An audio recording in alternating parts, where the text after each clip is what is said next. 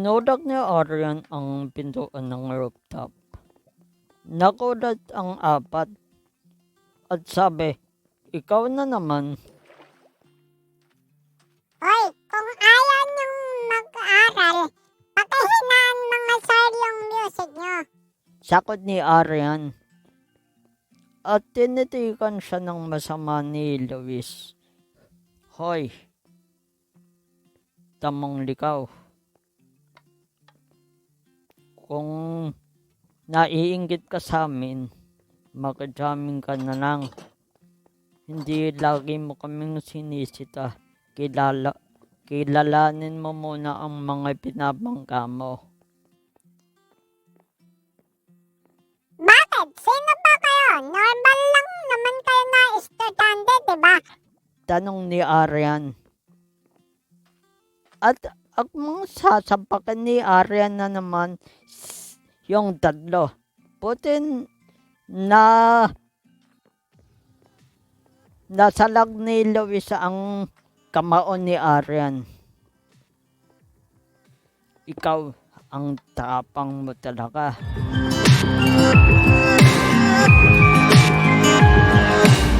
Sabay sabi ni Ken, Miss ka mong likaw.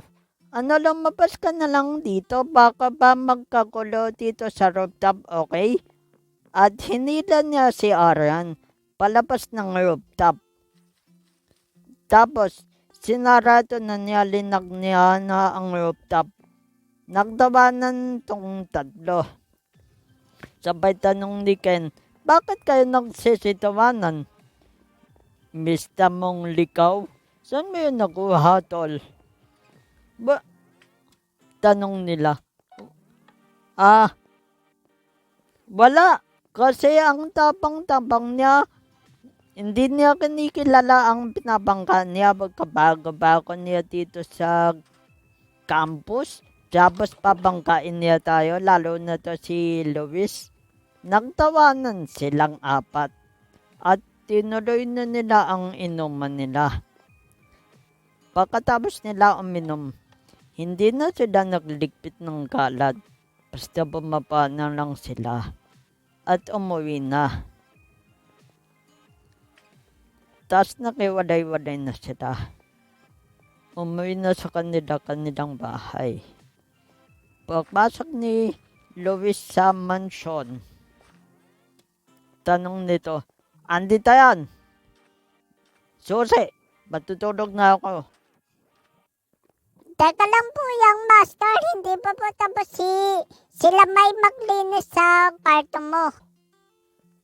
At naglakad si Luis habang nasa kanya yung susi. Hinabol siya ni Andy Dayan. Hindi pa nga po tapos maglinis si Lamay. Andan ba? Hanggang makarating sila ng kwarto. Sabi ni Luis,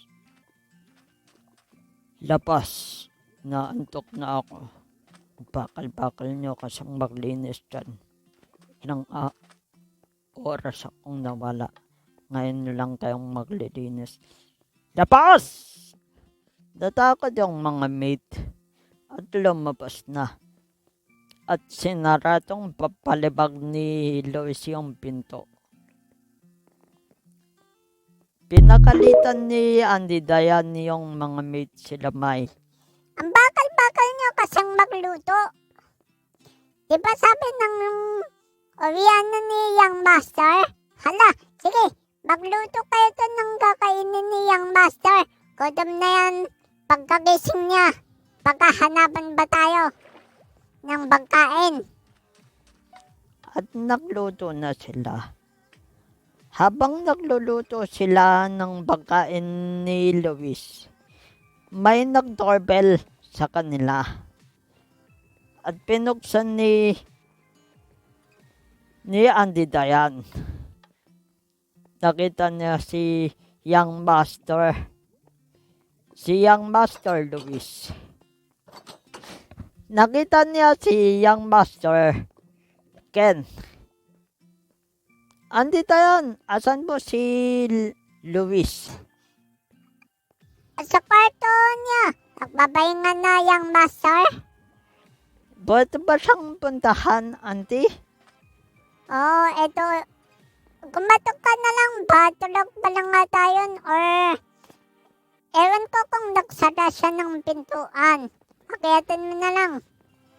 Habang naglalakad si Ken patong room ni Luis.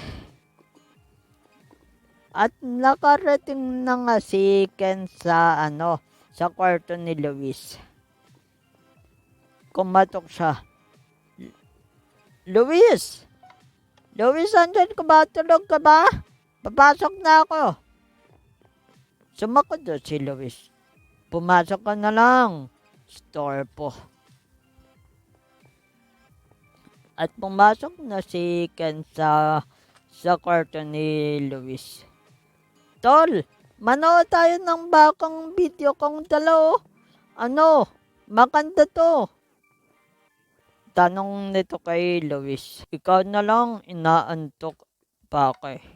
Tukon ni Luis kay Lay.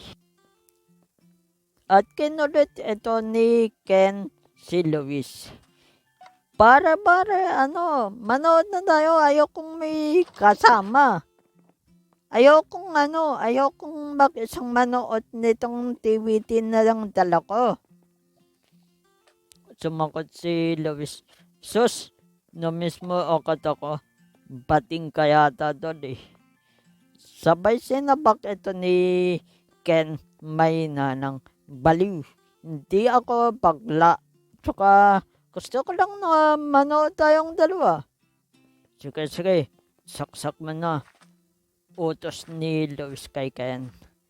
Baka saksak ni Ken at bumangon na si Luis sa kama at tinidikan ni Luis. Tinidikan ng masama ni Luis si Ken. Sakot ni Ken, Bakit? Bakit ka sa akin nakatingin ng masama? Ngingiti-kiti ka pa dyan. Ang bilyo mo talaga, tol. Mga babae ang dinala mo eh. Ang sisi. Sakot niya, bakit? Ang sisi naman, di ba? Sakot nito. Ang tindi mo talaga. Papaero. At nanood na sila. Habang nanood sila, sabi ni Luis, Tol, may dala ka ba siyang beer? Napitin ako kanina eh. Sabay-sabay ni Ken, ito, handa ako. Boss Scout kaya to. Sabay tawa ni Ken. Tanong ni Luis, bakit ka tumatawa?